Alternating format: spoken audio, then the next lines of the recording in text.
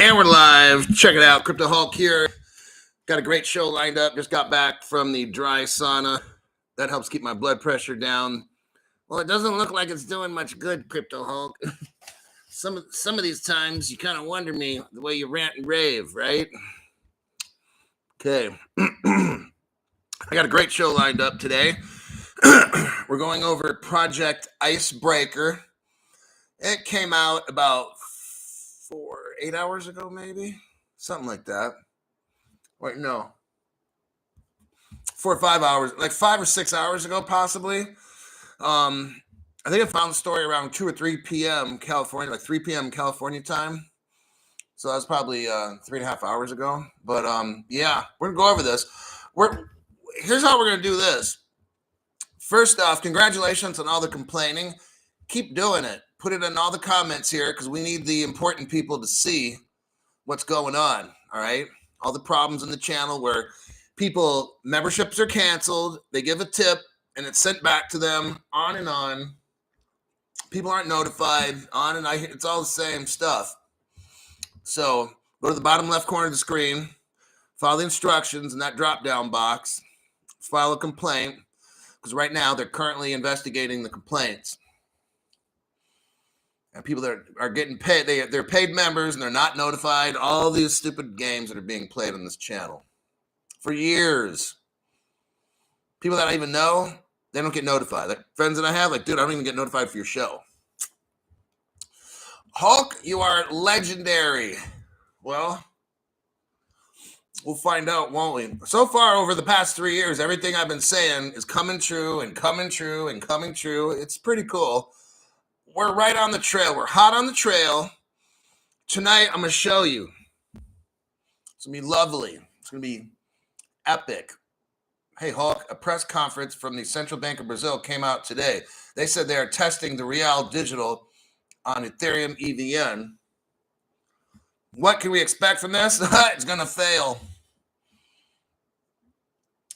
Shredder, a.k.a. gifted 1 Crypto Hulk membership. Bravo. And we're back with the couch again, as you can see. Yeah. Let's go on with this. Let's get it, because I got a lot of work to do. I don't have time to fuck around today. You know what I mean? Got to watch the language on the channel. It's America, and I got to watch the language. Wow, what a fucking fucked up situation we're in right now in this country with these stupid cocksuckers running crypto platforms and shit. Okay. We got here. Henry Brown. Hulk, I need to be rich. Is that coming true soon? We'll see.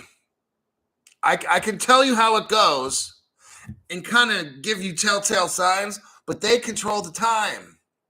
So they say, oh, it's going to be released in 2023. Oh, no, not till 25. Sorry. Like, see, everything's a stall tactic. The court case is fake. I go on and on. Everybody's just playing the role. All these people are on non-disclosure agreements. Okay, all the Ripple people are, and any good crypto company is under NDA, okay, with 3-letter agencies, which we're going to find out today. I just sent you the article. Let's get into it because we got a lot of fucking work to do. The Project Icebreaker. I'll be drinking water, not whiskey.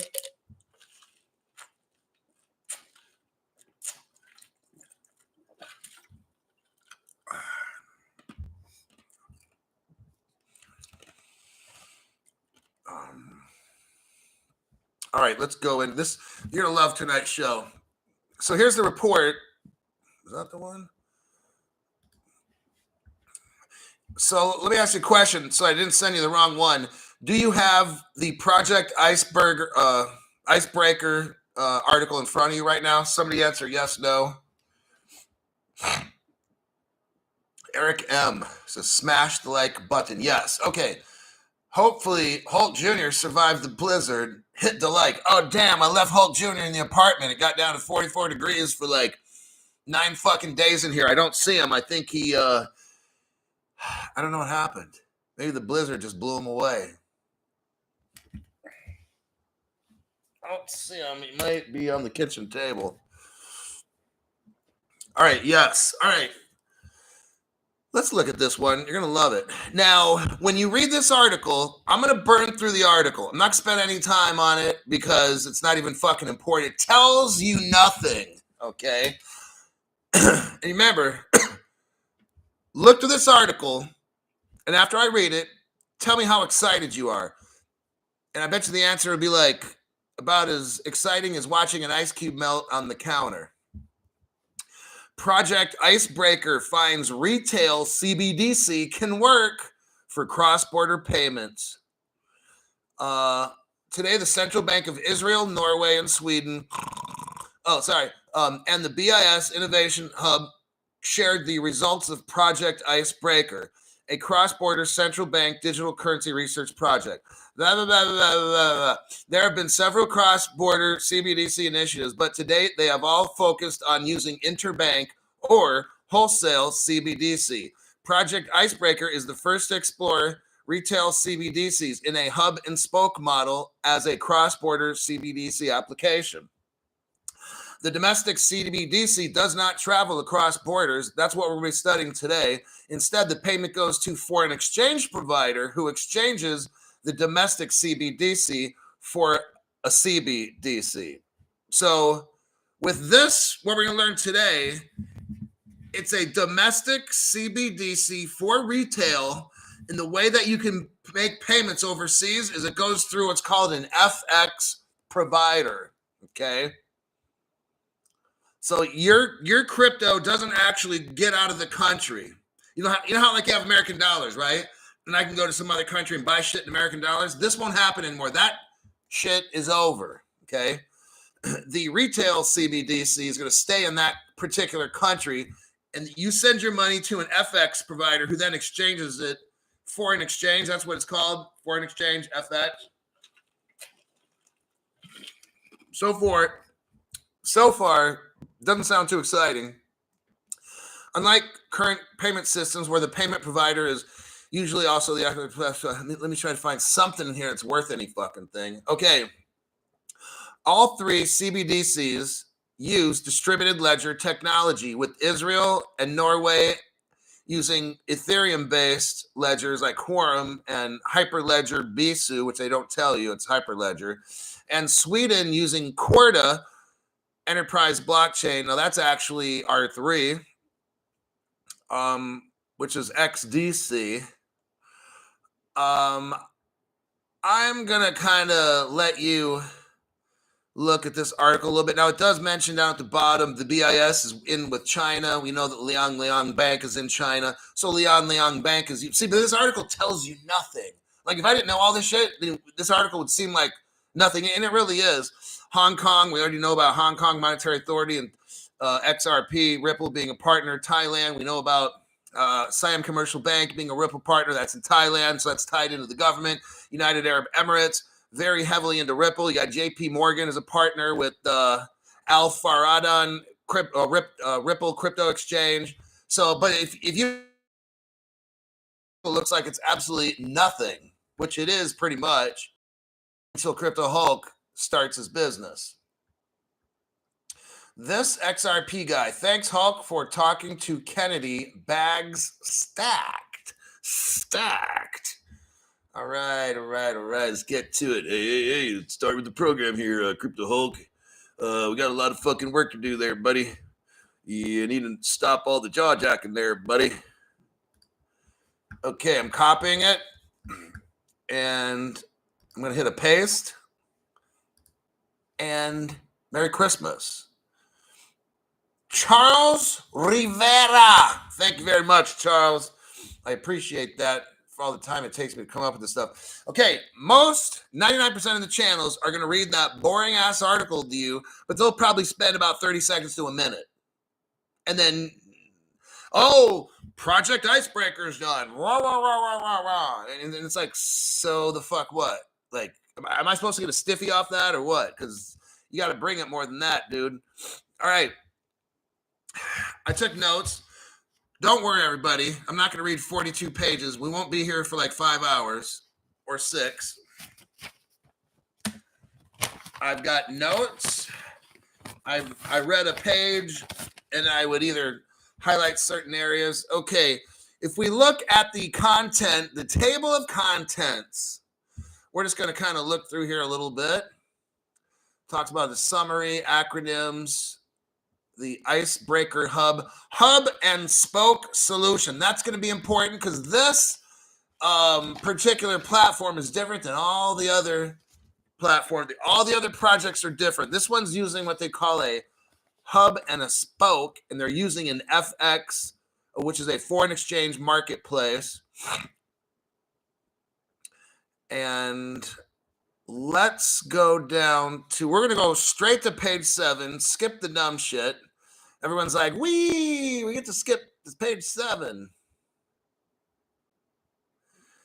And here we go. Where do I go on page 7? Israel is Ethereum. Okay. I'm going to start from the second paragraph where it's interoperability and scalability. Now, interoperability, that's a Ripple word. And scalability is a Ripple word. They're talking about a hub and spoke approach. The Icebreaker hub, which is what this is, only routes payment messages and does not act upon them. Okay, that's a difference. So you have messaging. Hey, Bank A, this is Bank B. Jim Smith is going to send you $100 at this exact time. Here you go. You know, something kind of like that. That's all that this hub will do. Then the FX is who does the exchange outside of the country. So what we got here, if you look down below where it says the project focused on core features only. So here we go. You've got in here 3 CBDC systems of Israel, Norway, and Sweden, okay? So Israel will have their national retail CBDCs. That's for people like you and me and the public, some public things.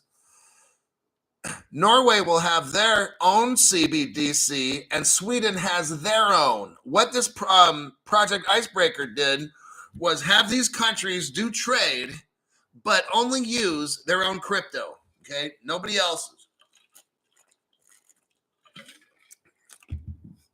They wanted to use an FX, foreign exchange platform, instead of like a liquidity hub like Ripple. This is different, okay?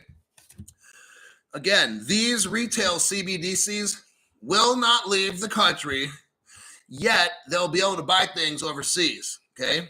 And that's where the FX will come in to be the middle person right there.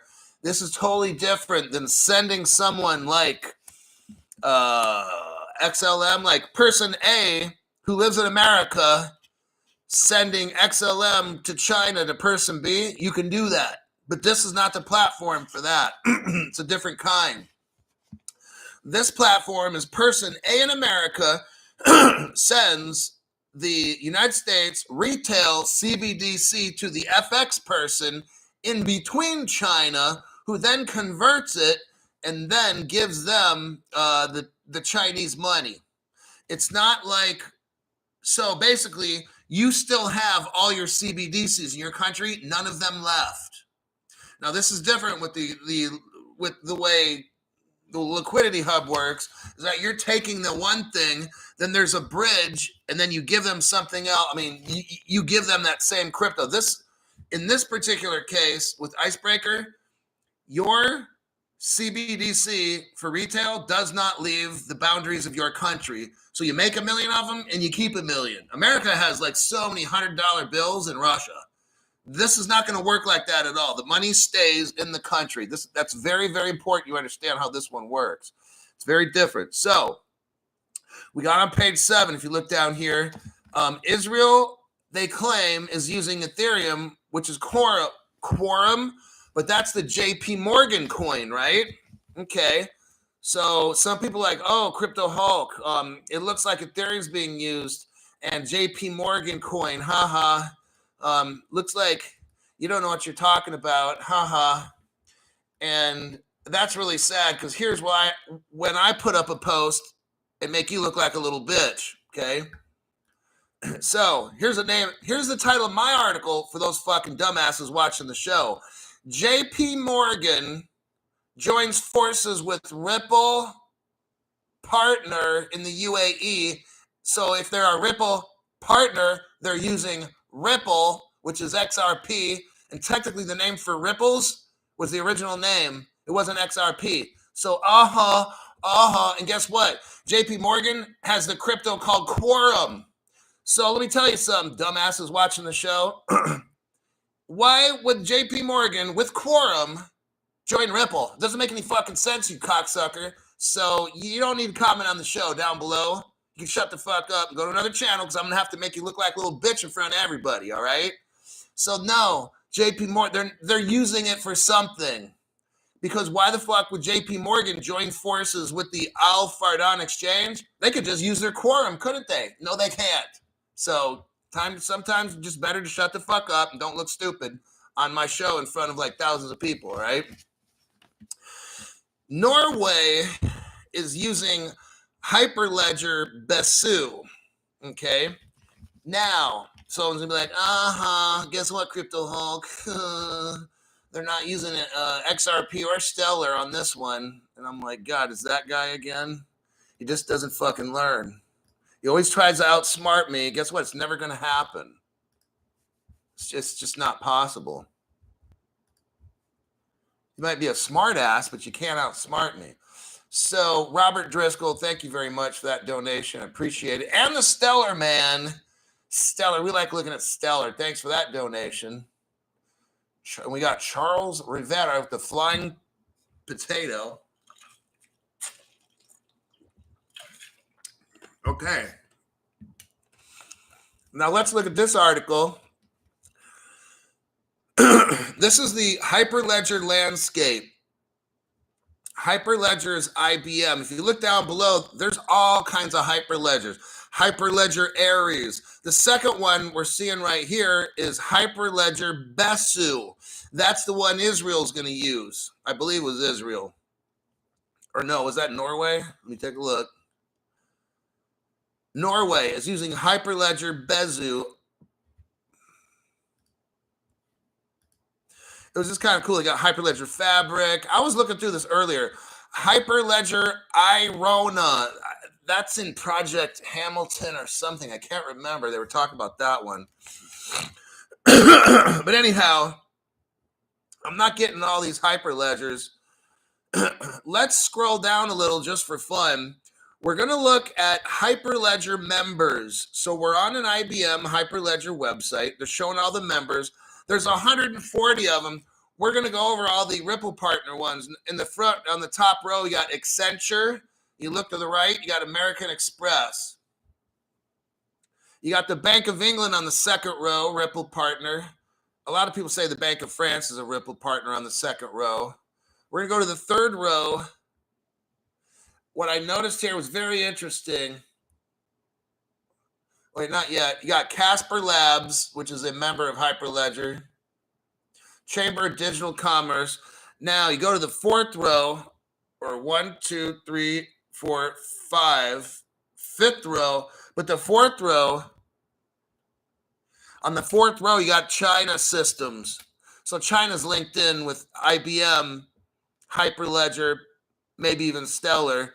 I'm going to show you here in a minute. So I'm on the fifth row. We're going across. You got Consensus.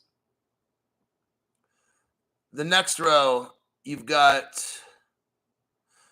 let's see, T-Mobile, Ethereum with the Enterprise Ethereum Alliance. So there's Ethereum right there. Then you have Ethereum again, Ethereum Foundation.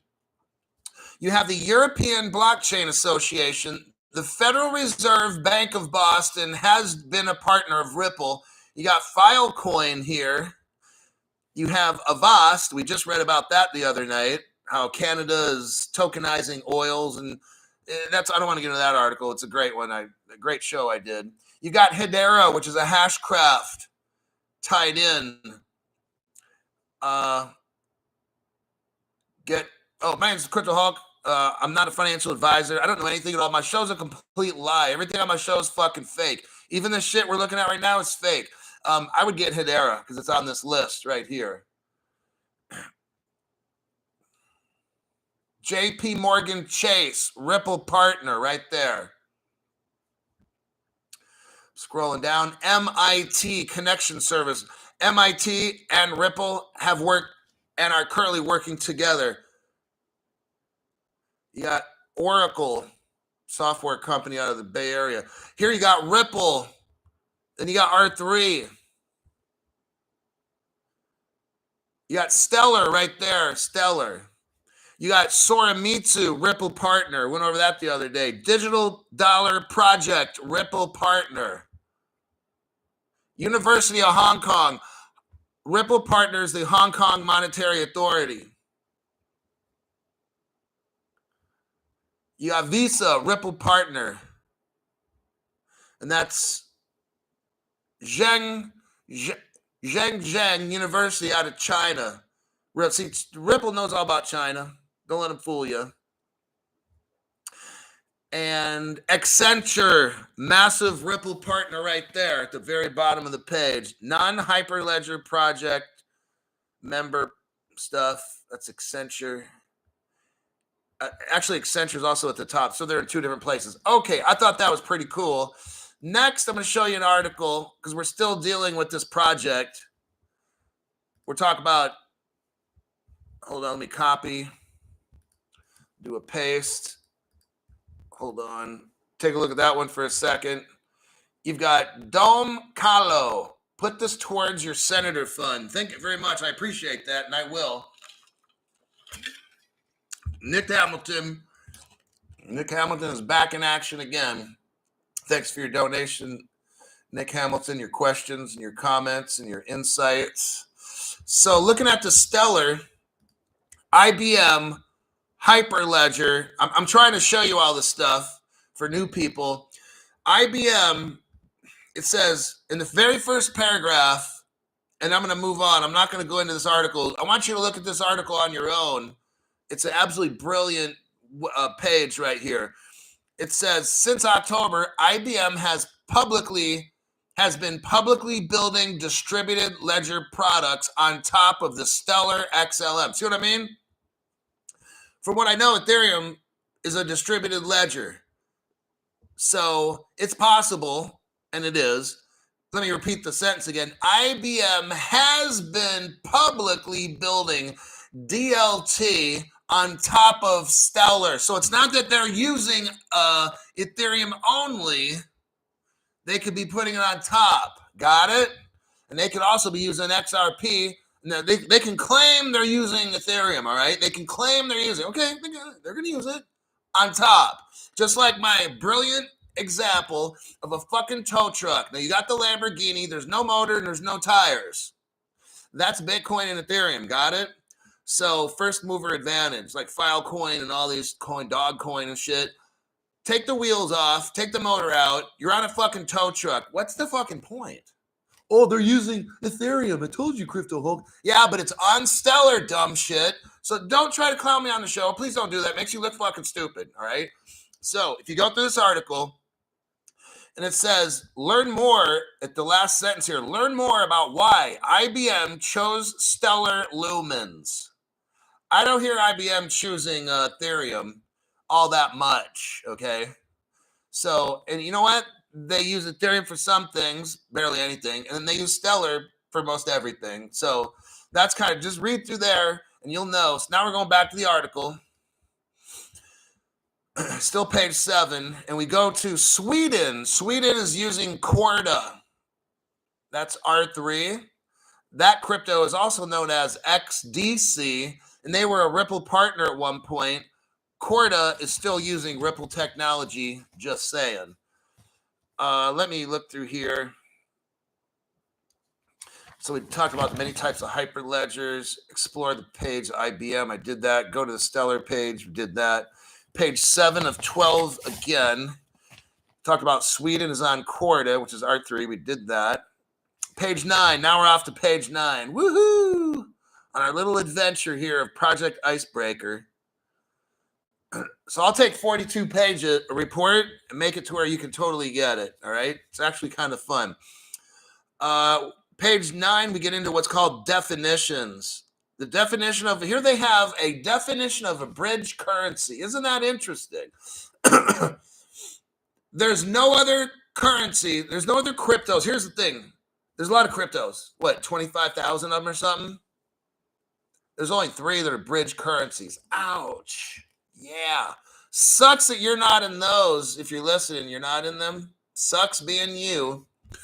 What's a bridge currency? It's a currency that is used as an intermediate step in an exchange between 2 currencies for which there is no direct FX rate or the FX rate is unfavorable. So this is what is the difference between cryptocurrencies and XRP, XLM, and XDC. A bridge currency is different. Technically, it's a crypto, but it's used completely differently. You're not buying and selling with the actual XR. Like we got XRPs, right? It's designed to be a bridge between 2. It's not really, can you and do people do buy stuff with XRP, XLM, and absolutely they do buy it. Yes, they do. But that's not its intended purpose. So Dilip Rao, we already talked about him. He was the one who was talking about like, we make too much noise. We're retail. And it's true. A lot of you guys on the show, all you do is talk about how much is the price going to be in 3 months and stuff. And then, so that's noise. Banks don't give a shit about selling it off. I'm thinking like a bank because I'm going to be one day. And some of y'all are going to be little traders, little minnows. I'm holding on to my shit. I'm not selling it because I'm going to hold off till I got $10,000 XRP. And then I'm going to go apply for a banking license and start lending and stuff like that. But that's what a bridge currency is. You don't buy shit with a bridge currency. That's not the intended purpose. Can you? Absolutely. Will I? No, I won't. Because I'm thinking like a bank. Okay. The next thing we go to is still on page 9. I want you to look down below on page 9. It says SHA 256. SHA stand. Now, here's where the 3-letter agency comes in. This same 3-letter agency discovered who the 4 Satoshis were. This is the same 3-letter agency, okay? But I'm not mentioning the name. But SHA stands. So now I want to tell you something. You've got Israel, Sweden, and Norway, all these 3 governments working together. Why is the U.S. 3-letter agency in this report? Why isn't there some? I just thought that was interesting. Why they're getting mixed up in this particular project. It's not a United States project, okay?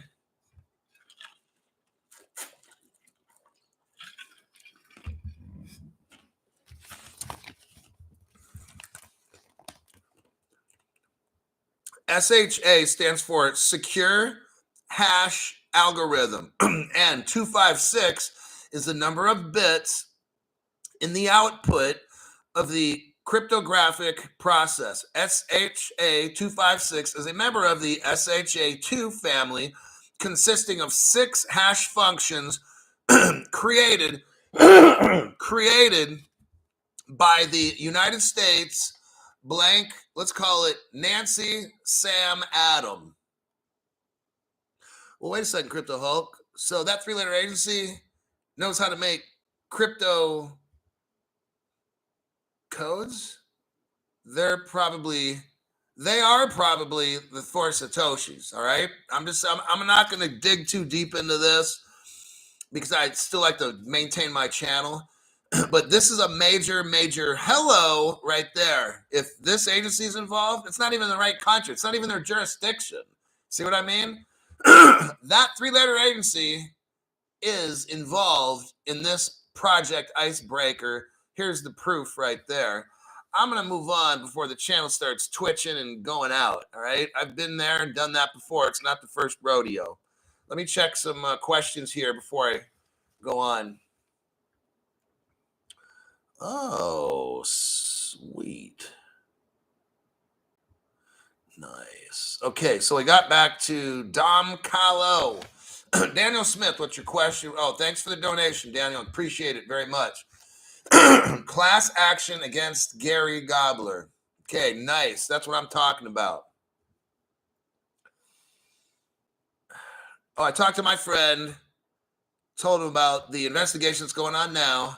He's going to go talk to his friend, who's a brother of the district attorney. So I'm kind of a little bit connected here, right? So I'm pretty sure this criminal investigation will get going because my friend knows the brother of the district attorney. Got it like that, okay? Nick Hamilton, thanks again for your donation to the channel. And then after that investigation starts, that's probably the following month is when I go give a donation, not a bribe, to the senator, and that's where all that cash is going to come in because I'm going to have to drop it like it's hot, unfortunately. I'm going to be like, no, don't take it. No! Dom Kahlo, again, thanks for your donation to the channel. It says, put this towards your senator fund. Exactly. That's exactly what I'm doing. Charles Rivera, after show cocktail fund. Okay, don't twist my arm. I do actually got to buy something after this show. Rom Cap 12, thanks for your donation. Greatly appreciate that. Gabe, thank you very much. I'll be spending that wisely on the donation. Nick Hamilton does it again. Nick Hamilton is dropping it like it's hot. Oh gosh, let me get back to this. This is fun though. Thanks, She-Hulk. I hope I can donate some money. This is so fucking stupid how this platform, I swear to God. They are so fucking scared to just let this channel be free.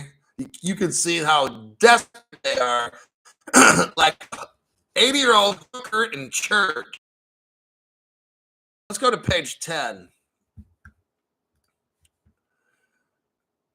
And just to warn you, we're only going up to about page 29, and we skip a lot because the last 13 pages of it are just like stuff you don't need to know. You can look through it if you want. I'm just not going over it.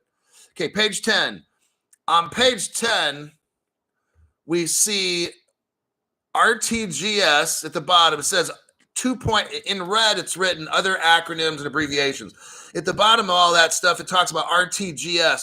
That's real-time gross settlement. That's like instant settlement. That's not Ethereum. Ethereum doesn't settle instantly. That's a fucking lie. Neither does anything except, let me think. Maybe the X cryptos, just possibly. But anyhow, they mentioned RTGS. So that's a big deal right there. And RTGS are actually the payment cryptos, XRP, XLM, and XDC. Now I'm going to my next page of notes. By Jove. Page 11. Let's go to page 11. Follow along. Page 11 mentions other projects like Dunbar.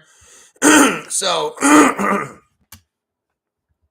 Project Icebreaker makes a practical contribution to cross-border payments. They mention here about Project Jura, Dunbar, and Mbridge. We went over those. I really don't remember them too much.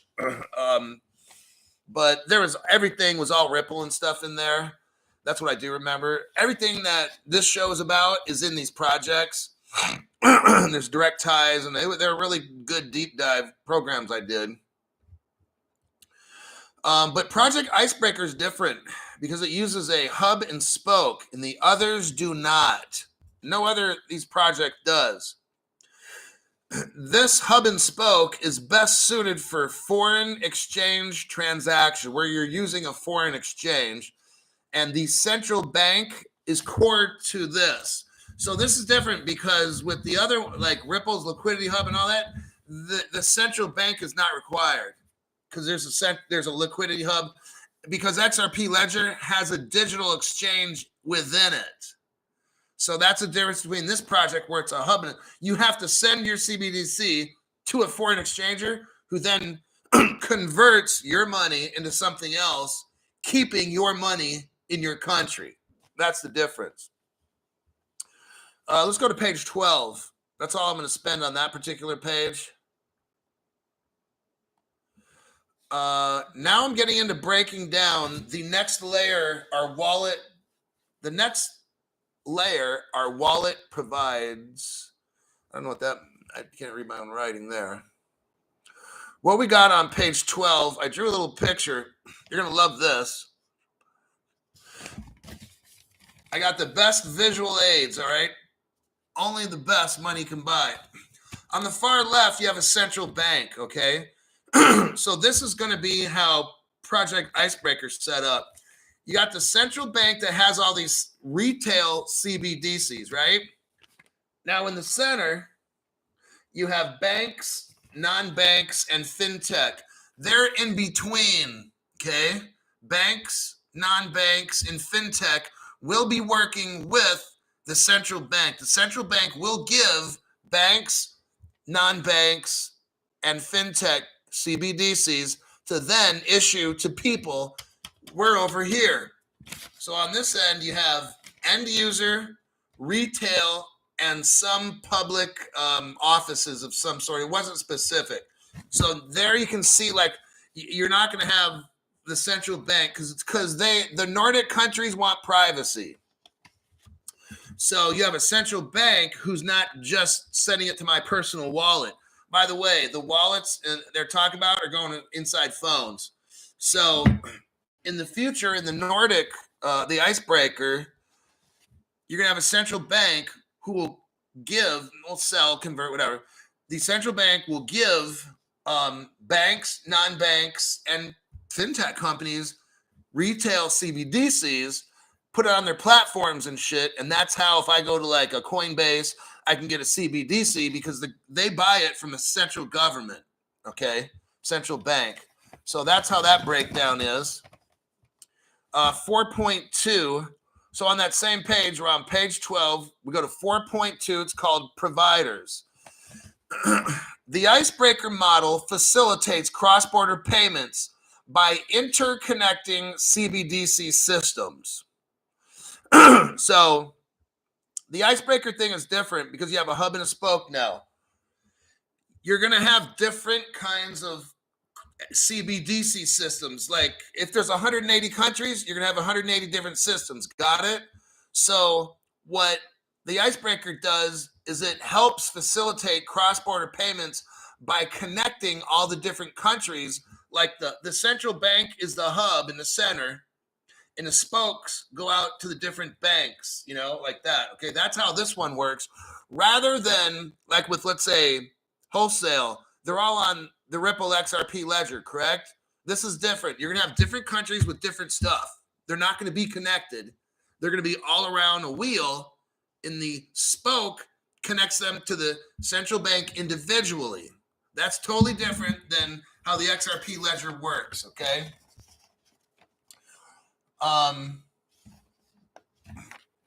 Let me skim this article. In essence, they would buy one currency in one CBD system, paying with the other currency in the second system. If Alice is in Sweden and wanted to pay Bob in Israel, the FX provider would buy Swedish krona and sell Israeli shekel. So the cost of holding and managing liquidity would, together with the FX risk, be reflected in the spread, so the price. So you're going to have to pay this FX hub, whoever is going to be doing this, you have to pay them for exchange services.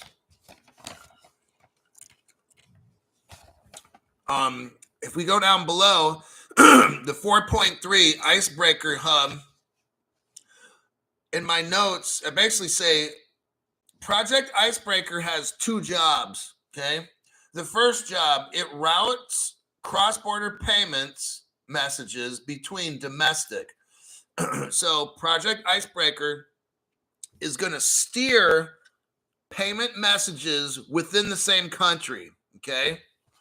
The second thing Project Icebreaker does, it provides a marketplace where you can exchange your money, okay? So that's what it does, those two jobs. That'll just keep it simple. Half my notes are done. So it's actually, this is kind of a painless deep dive, at least for me it is. Next, we're going to go to page 13, but let me look on my comments first. And then we'll go to page 13. Let me go here. Helio Bob. We got a new member, Stephen Morris. Hold on there, Nick Hamilton. So we go to Stephen Morris. Thanks for your donation to my channel. Greatly appreciate that. I'll be using that for the lawsuit. A for Australian, member for 6 months. The question is, Hulk, thank you for your news and the views. We love it. Hopefully, I don't have to listen to your lies for another year. I want to be rich this year. I know. I mean, it's just a fucking struggle, man. It's at least we know we're on the right path. When I get done with this project, Icebreaker, you're going to know, again, we are so going to get paid, all right? There's no fucking doubt. Helio Bob, YT, fucking with my money. That's messed up. Thanks for your donation, but I totally understand, man. All the shit. See, they are so mad that we're on the right path. They can't handle it.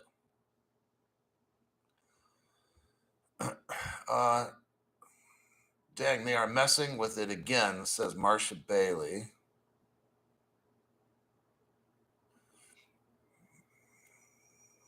Foreign doodle. Okay, let's go to the next article. The Icebreaker Hub looks a lot like a certain smart oracle and liquidity token working in tandem. We're going to get into these things. Oh, yeah. Because last night, or this morning, I did the show on the smart oracles and stuff. Guess what's coming up in this show? I didn't plan this show. This Project Icebreaker, they just released it like 5 or 6 hours ago.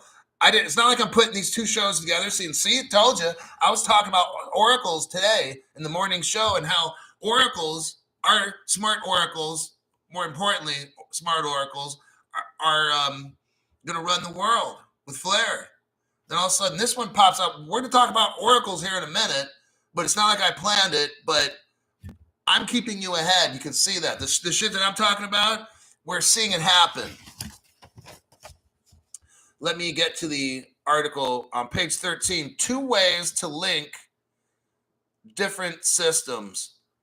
Okay, so in 4.3.1, they explain how do you link systems together. You could either, 1, use a single access bilateral linking, okay? Then you have a hub and a spoke, which we just discussed. We have like a central bank, and you can have, let's say, a bunch of companies all around the wheel who are using different systems, but then have a spoke connecting the central bank to each of these, and then bam, this part of the wheel can send money over there because it sends it down the spoke, it goes through the hub, it gets converted, and then shot over to the other part of the wheel, okay? Those are the 2 different ways. And the other way would be like a Ripple XRP ledger where everybody's using the same ledger. That is the single access bilateral linking. So everybody's on the same page or using the same program, code, or whatever the fuck you want to call it. And it goes through a Ripple DEX, digital exchange, or liquidity hub type deal. That's the other way. But some countries don't want to join. How about that? They want to have their own system. They don't want to join the XRP ledger. They don't want to use anybody else's. They want to use theirs, and they trust that bank. So that's probably how some of these Middle Eastern countries or North Korea or China, whatever, they're going to join maybe like a BRICS hub, right? Where you might have 5, 7, 10 of these countries all using the same bank. They'll probably use a hub and spoke model, okay? Like these kind of not terrorist, but terrorist countries, some of them. They're going to use like a hub and a spoke for the 10 to 15 countries they got together. Maybe there might be 3, like just like we're reading here. You got, well, this is just a test, but it's Israel, Norway, and Sweden form a hub and a spoke, just those 3 countries. Each one of them have their own money and their own banking system, but they're going to join a particular central bank that they trust. So that's that. Let me see if I I'm pretty sure I broke that down pretty good to understand.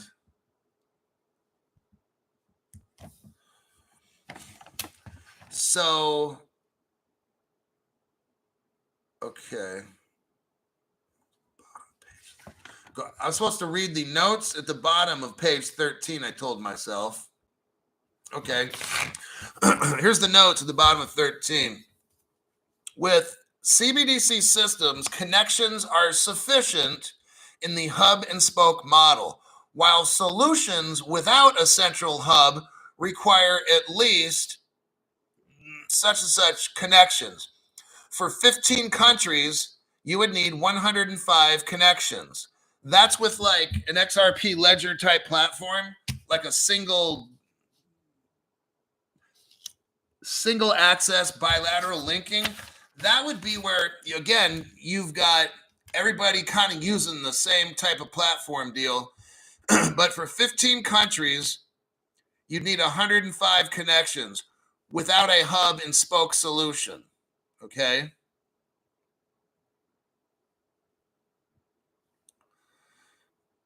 So if you had the hub and spoke model, you would only need 15 connections. Got it?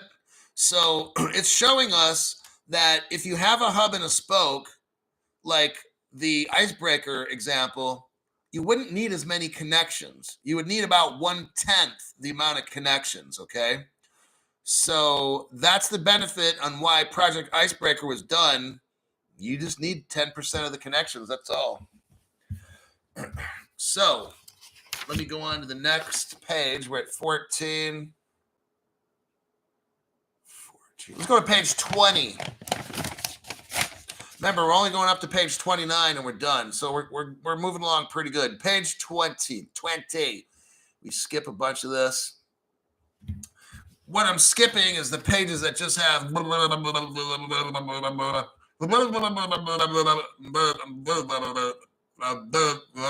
okay, now we're at page 20. We sure learned a lot there, Crypto Hulk.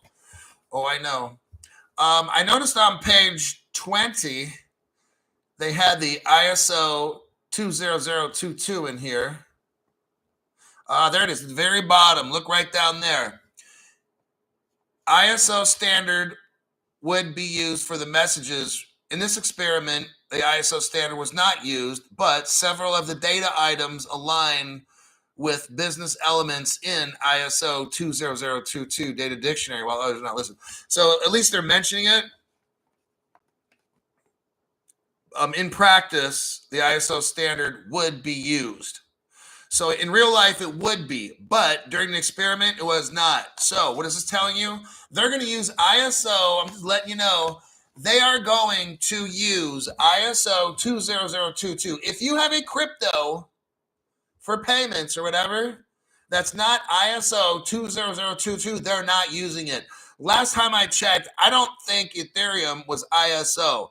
I made a show on this about, somebody could probably do the research, but I did a show on ISO 20022 cryptos. I think I just mentioned them in a show. I did actually do a show on it, and it listed about 10.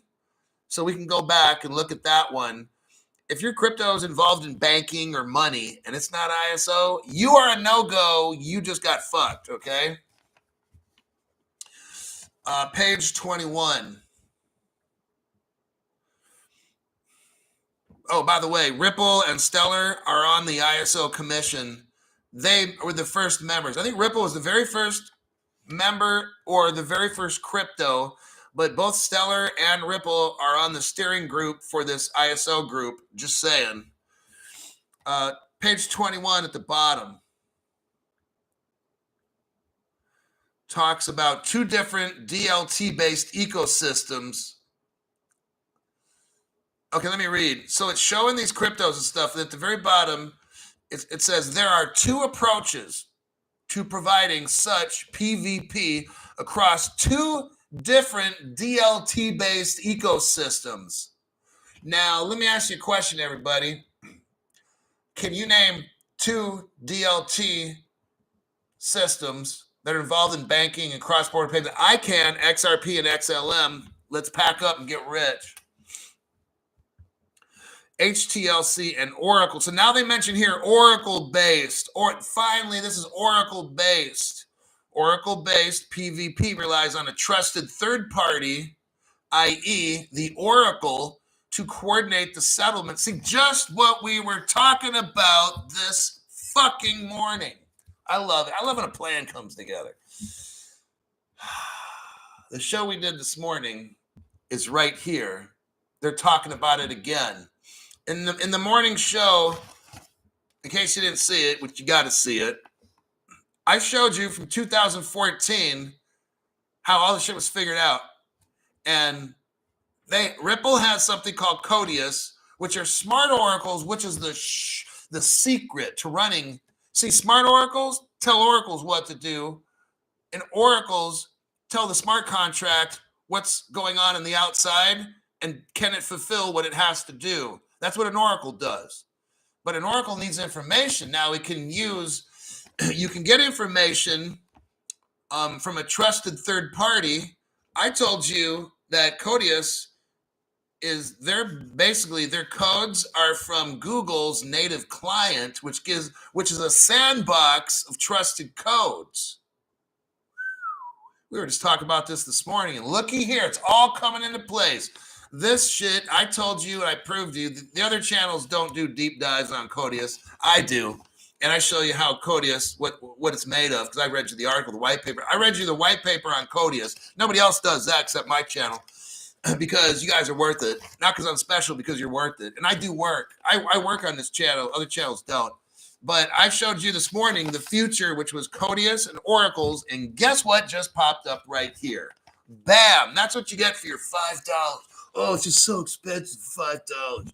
Oh, shit, Crypto Hulk. Why can't it just be free again? I can't afford $5. Well, then you're going to be fucking broke ass then. You spend more than $5 a month on weed. I know it. All right. Page 20. Wait, hold on. Okay, page 23. We're getting there. Just about. Page 23. Where do I go?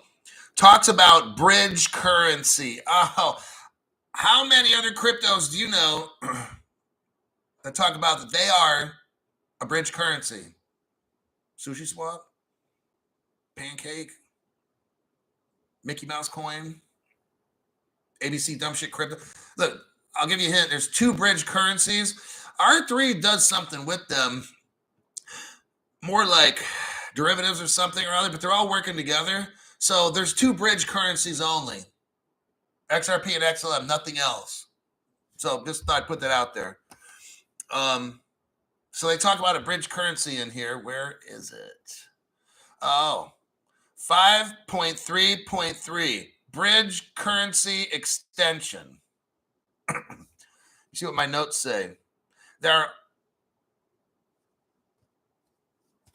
So the coordinated settlement process described above builds on the use of direct payment route where the FX provider is active in both the payer and the payee.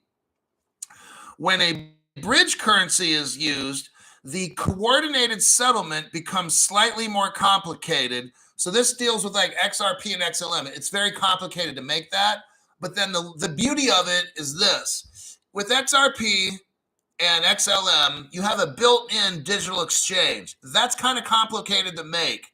But David Schwartz figures it out because he's a fucking genius, along with Stefan Thomas and everybody else, Jeb and Caleb.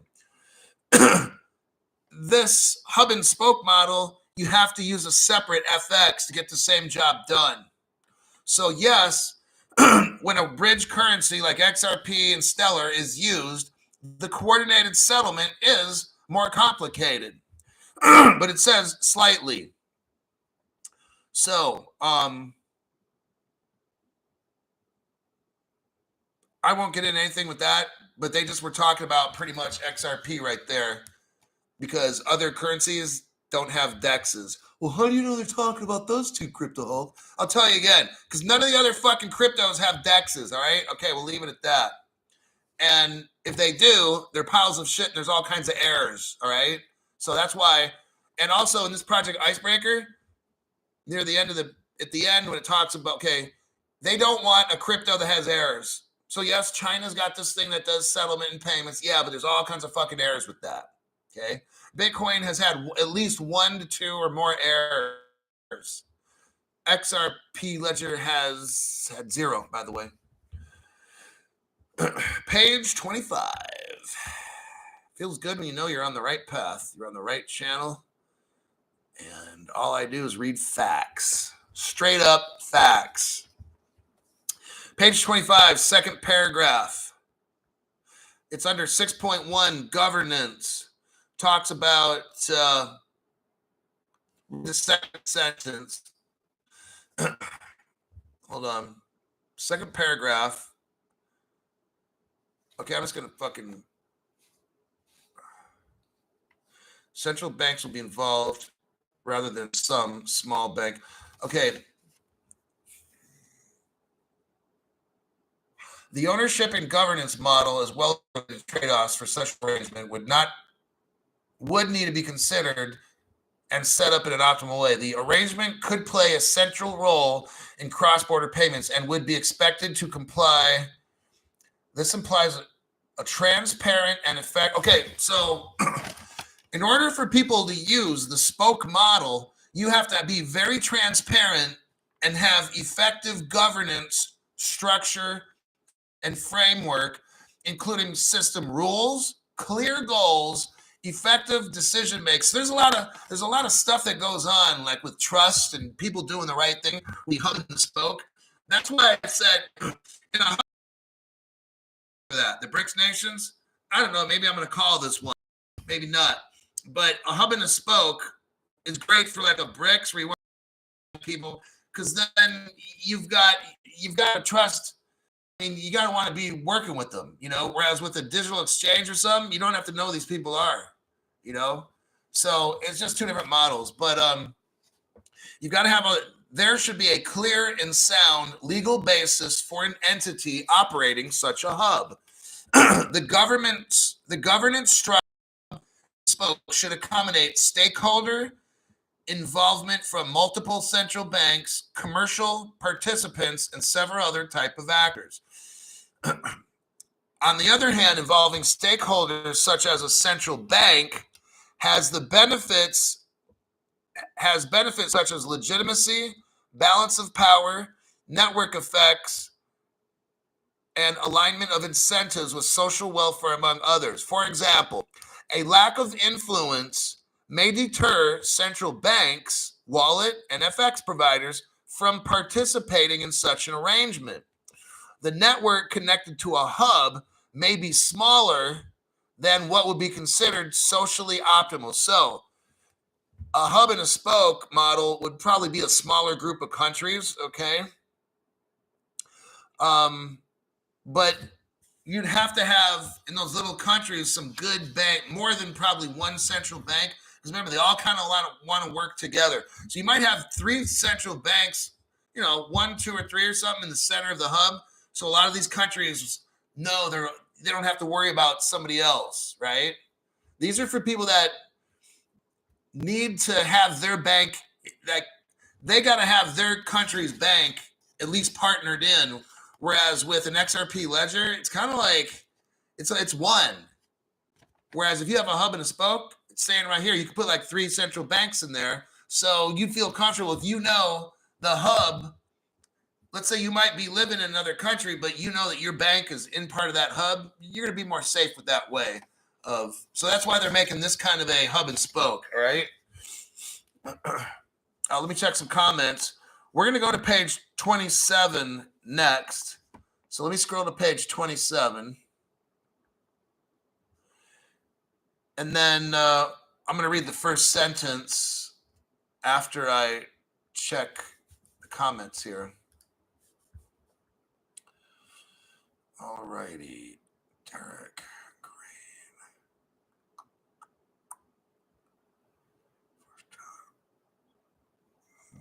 Green. Nick Hamilton. What we got here?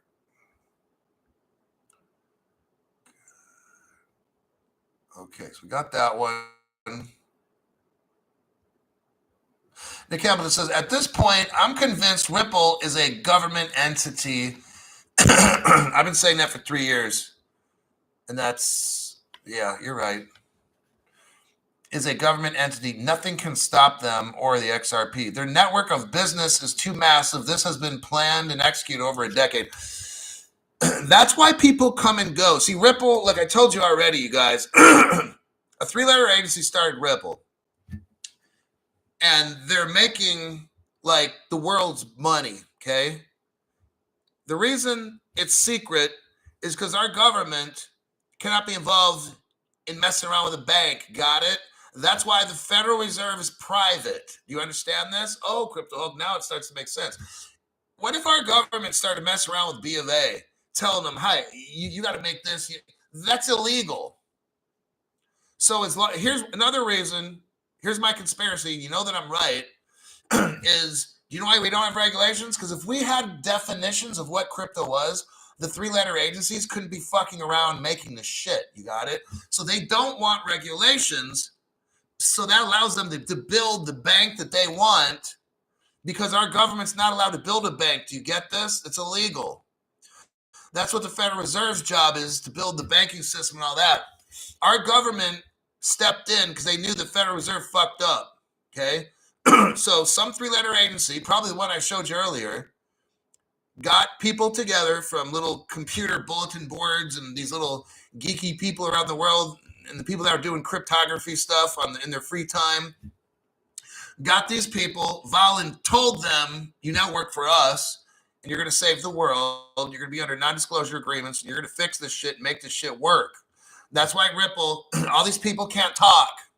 None of these fuckers can talk. Okay? I'm not going to get into what agency it is. I like my channel. But it's all planned out by the government. If we had crypto regs right now, the 3-letter agencies would have to stop working with Ripple. They'd have to back up and stop. They're probably not done right now. So that's why we have no regs, no regulation. There's no definition in the United States Code about what all this shit is. It's done on purpose because they're still making it. If we had the regs, they'd have to stop making it. It would be a violation of our Constitution. We have a separation from our government and the banks. China doesn't have that issue, right? Right. So that's why China's actively exploring with their banks. They're doing this, they're doing that with crypto, because it's legal there. So now does this make sense? So with Ripple, our government gets people. Okay, Ripple's a temp agency for a 3-letter agency. Do you get it now? And just like I gave you an example of the flower shop that was in like an industrial warehouse area. What the fuck's a flower shop? But if you go into the flower shop, into the back, it's a Department of Justice crime lab. This is what I'm trying to tell you. I've been saying this shit for like 3 years, maybe not with the crime lab stuff, but Ripple, imagine, is a flower shop. It's the front of the building in a warehouse area. Why the fuck is there a florist shop in there? Where they don't even, the flowers are brought in each day, and they just put them there. And I walked in with my friend. We walked to the back of the flower shop and went out the back door, and we're in a crime lab. And I'm like, dude, what the fuck is this? Like some kind of James Bond crime lab or something? He's like, no, this is the Department of Justice lab. I'm like, dude, this is fucking cool. So, and I never told nobody that story for 20 years or something like that. I just was scared to tell anybody about that. So that's what Ripple is. It's the flower shop. They got different people working at Ripple every day selling the flowers. Some people know about roses. Some people know about daffodils. There's also a flower called pink flamingos and naked ladies, by the way, but I'm not getting into that. I've worked at a outside nursery, so I know these things. Very important to know. And but that's what we got going on at Ripple. Is it's a flower shop, and people come and go each day that work in the flower. Maybe they stay at the flower shop for a week working on a project, and then when that project gets done, they leave and go to help a bank with the project they fixed. That's all. That's what's going on. Okay, so there you have it. I totally agree, Nick. Their network of business is too massive. This has been planned and executed for over a decade. Absolutely. Yeah, A for Australia. Hulk, what country is your friend will sell their crypto? We don't talk about selling. And can you tell them that's a bad thing to do? Friends will I don't know anybody in other countries selling crypto. Nick Hamilton. But thanks for your donation, but I really don't understand the question. Do I have friends? I don't even have any friends. Friends in another country? I don't know. Nick Hamilton's saying alien technology. Oh, boy.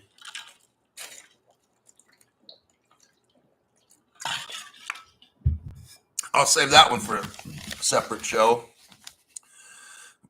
Excuse me. Derek Green says, great job, Crypto Hulk. My wife can't wait to be rich.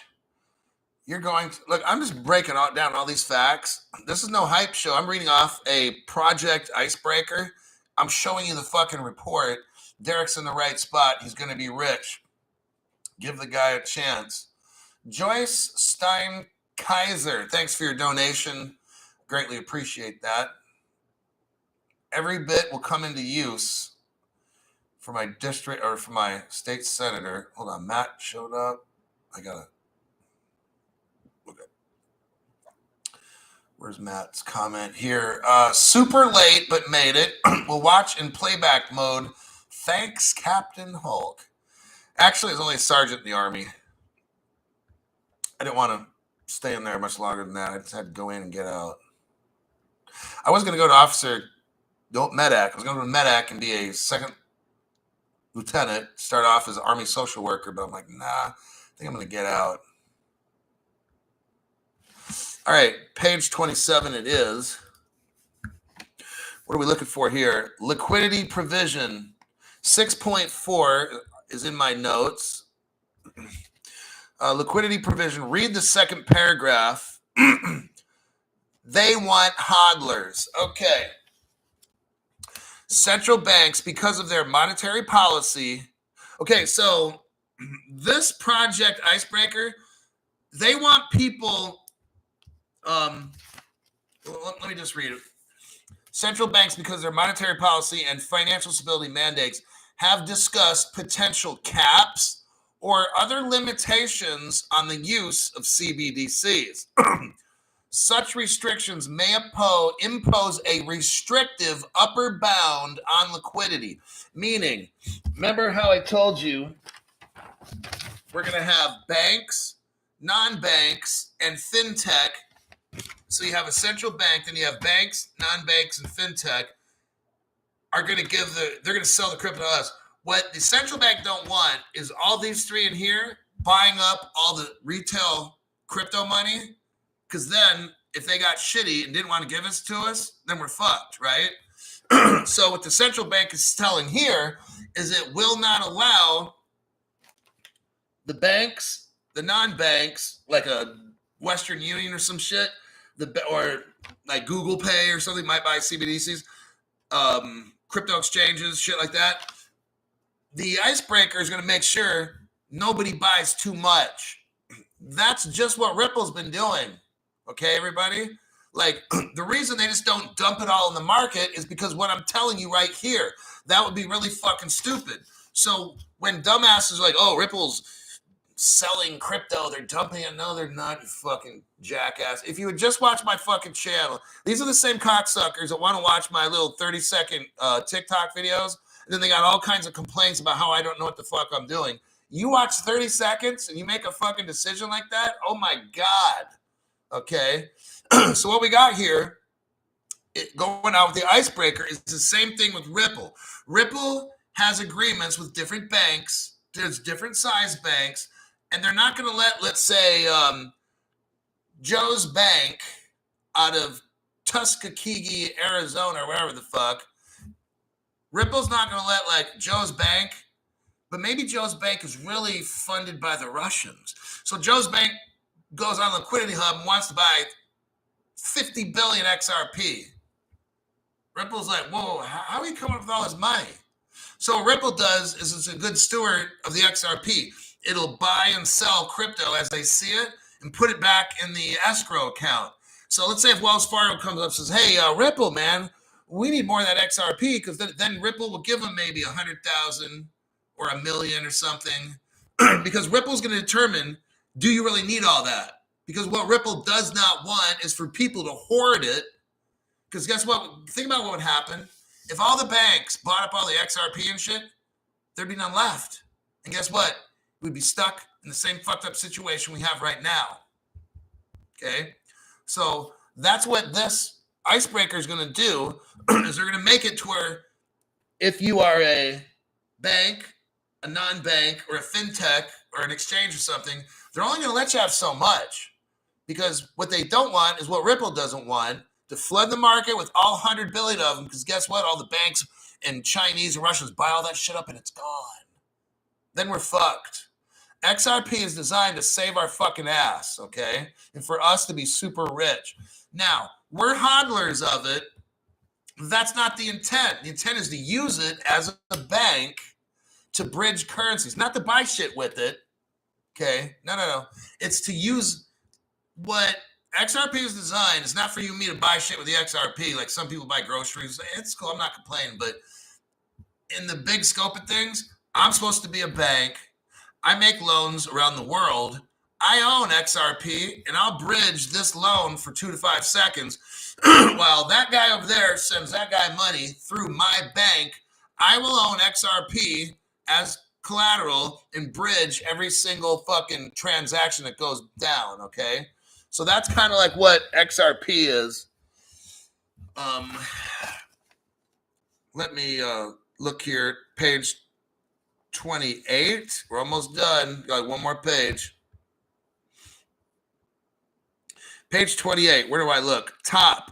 Read the first sentence. Here is where non-banks can get in on the action. Okay, so we're talking about, and we did kind of talk about banks, non-banks, and fintech with Project Icebreaker. Let me read this. Central banks may even consider expanding the participation of FX providers. This is exciting right here. By allowing non-financial entities like Crypto Hulk, who have wallets, which I do, in more than one CBDC to serve as, I'm going to assist to serve as an FX provider, thereby adding liquidity and increasing competition. That is fucking cool. That is what I intend to do. But Crypto Hulk, how much are you selling? Because I'm watching this crypto guy and he's telling me I'm going to sell this. Dude, shut the fuck up. Shut up. I'm going to read this again so you fucking get it. Central banks, like maybe the United States Federal Reserve, may even consider expanding the participation of FX providers. So a government may have FX providers all along its borders. I'm just saying this to understand. It's going to have all of its FX providers. If you're using a hub and spoke, like these Nordic countries are, you're going to have FX providers all along your borders. And what you'll do is have it to where your money's not going to leave the country. It's going to stay within the country. The FX people help the transaction occur by bridging transactions, okay? So central banks may even consider expanding the participation of who's going to be an FX provider by allowing a non-financial entity, so that would be like me. Let's say if I had $100 million worth of XRP and I want to be a liquidity, I want to assist the FX providers with liquidity. Now I'm in on the action.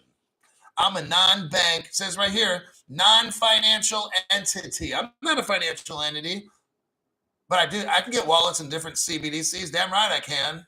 Now I'm going to be a bank. And they want me to serve as FX provider, therefore adding liquidity and increasing competitions. Totally fucking cool. That's what I'm going to do. So while you're thinking about where's your exit point, I'm thinking about what country do I want to be an FX provider in, because I'm going to be a fucking bank. I've said this for like 3 years. I want to be a fucking bank. All right? That's how I'm going to do it. Actually, I'm going to be a non-bank because it said non-bank. So, but I just use that phrase, I'm going to be a bank. Got it? So that's why people that give you exit points are fucking stupid. All right? Now, unless you got like 10 gazillion XRPs, you have to sell some off or whatever, okay? I'm talking about normal. I live on planet Earth, not planet Uranus. So people like me are poor. So we don't have ungodly amounts of cryptos and shit. So I got to be very careful with what I have. Nick Hamilton, we are witnessing something that only happens about every 100 years. This is going to be huge. Make sure you all are evaluating yourselves until then, because the money we are about to see is a major responsibility. Like, I'm seriously going to go see like a mental health counselor once I get rich. I'm going to have to go see somebody once a week or once every 2 weeks so I can check myself before I wreck myself. I suggest you guys do the same. Before you start going out buying all these fucking fancy cars, drinking, doing blow, having hookers in the car and shit, you'll end up that guy Paul Walker from Fast and the Furious. He probably had all kinds of women, or I don't know if he likes boys or something, whatever it was, and he's doing all the hyphy life, and he's driving his Porsche like at 120 miles an hour in a 25 zone or whatever the fuck it was, and he fucking killed himself, right? I don't want that happening to you. So get a fucking mental health person and call them once a week or so, meet them once a week or something, and keep yourself straight instead of getting all fucked up. Because you will. When you have so much money like that, you probably kill yourself in a week by accident. Probably get like a Ferrari, you want to do 200 down the freeway, then smash up and die. Okay. Page 29. Damn it, hour and 16 minutes? Holy shit. I only thought...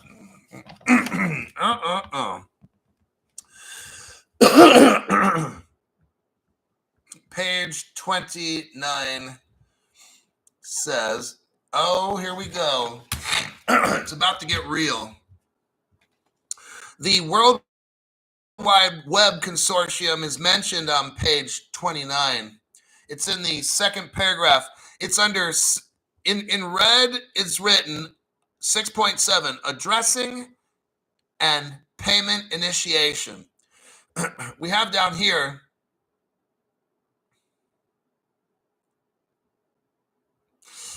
I want to read the paragraph. The format of the payment message, the information that needs to be included.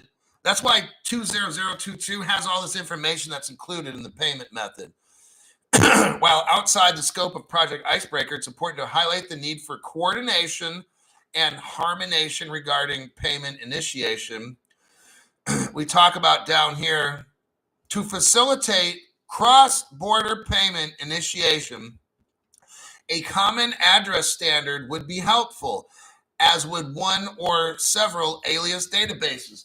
The World Wide Web Consortium, or the World Wide Web Consortium, who owns the Ripple XRP ledger, by the way. See the tie-in now? Why are they talking about the W3C in a payments project, Crypto Hulk? Because the World Wide Web Consortium owns the XRP ledger, which will be this common platform they're talking about with the standard messaging and all that stuff. This is amazing. Now, the W3C, just switch that out for XRP ledger, by the way. Just switch that out, okay? This is Ripple right here, XRP. So the W3C, decentralized identifiers, could be useful for addressing and could be an area of further work. Oh, it will. They're telling you right now they're going to use the XRP ledger because the World Wide Web Consortium, they own the XRP ledger. Got it? Just thought I'd put that out there too. Page 29, same page, concluding discussion. The project Icebreaker demonstrates the following benefits. Bullet point number 1. It enables cross-border interoperability. That's XRP right there at XLM.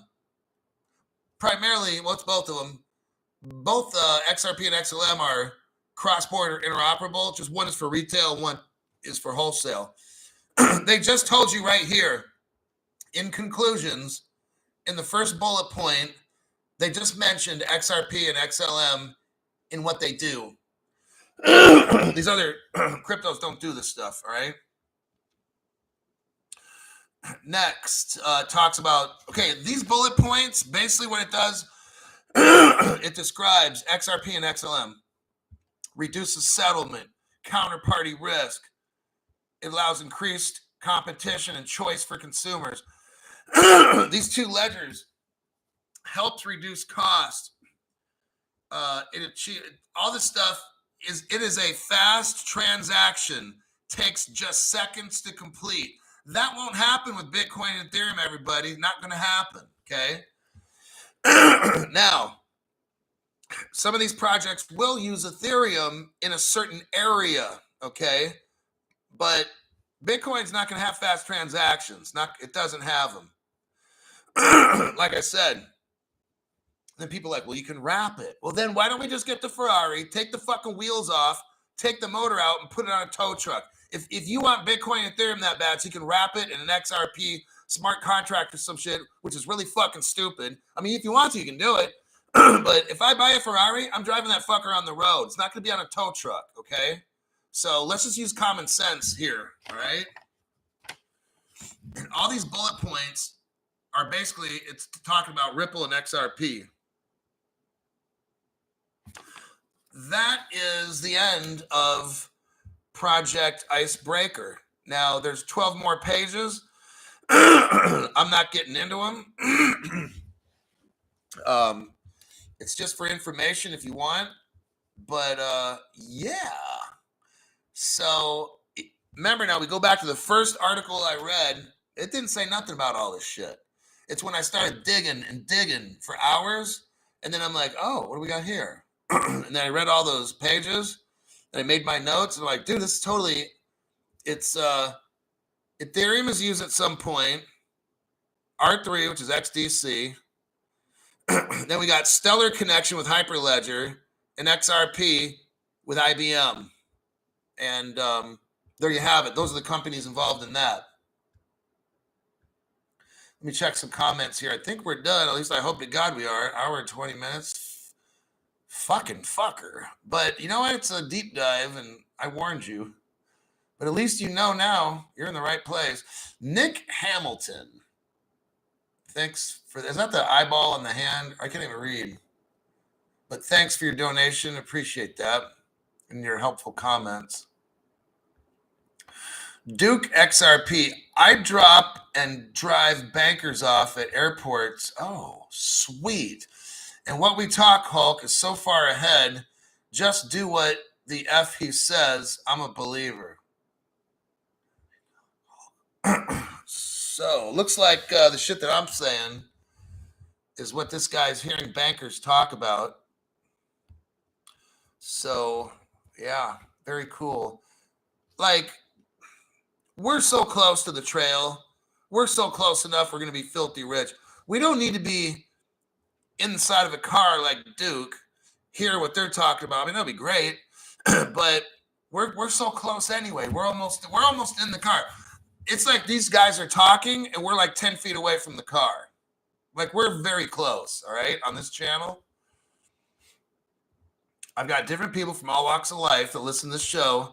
Some of them are computer coders. They're working on a big project with Stellar and shit. They watch the show. They message me on Facebook, and so I know these different people. And they say, Crypto Hulk, you're right on. They're like, I know your background's not in it, but you're like 85% of knowing what the fuck's going on, you know? I said, yeah. I do a lot of research and stuff. I don't know how to code and shit, but I can read. I can understand a lot of shit. But I know we're so very close to I don't know everything that's going on, but I know that we're very close. And when I report to my viewers and stuff, I'm confident that I know like 85% of the fucking shit that's in these papers and stuff, you know? So we're close enough. Nick Hamilton. They will see the glory, but they don't know the story.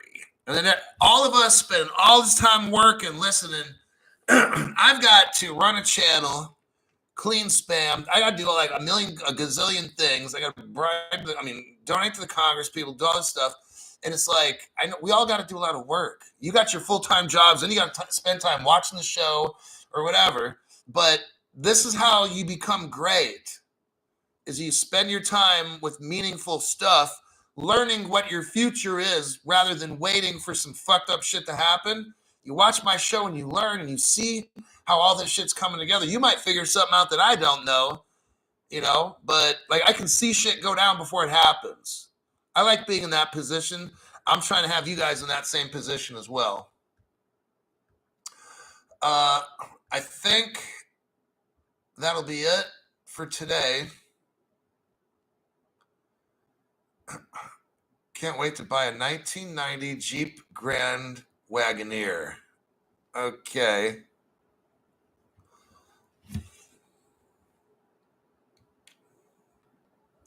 Renee Boyce, is it possible that the Icebreaker hub is XRP, XLM, and XDC being fully interoperable through Flare? Absolutely.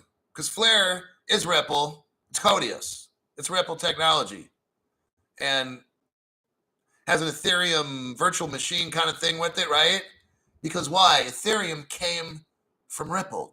Are you getting all this, new people? Like, there's a thing called XR OpenCoin, then it became Newcoin, then it became Ripples, then it became Ripple. Then it became XRP. That's the evolution of this, okay? The name, at least, of the companies and then the monies. So, but what we got going here is Vitalik Buterin stayed at Stefan Thomas's apartment or whatever in San Francisco and learned what Ripple was doing. So that's why Ethereum came from XRP. And that's why they're very kind of connected, okay?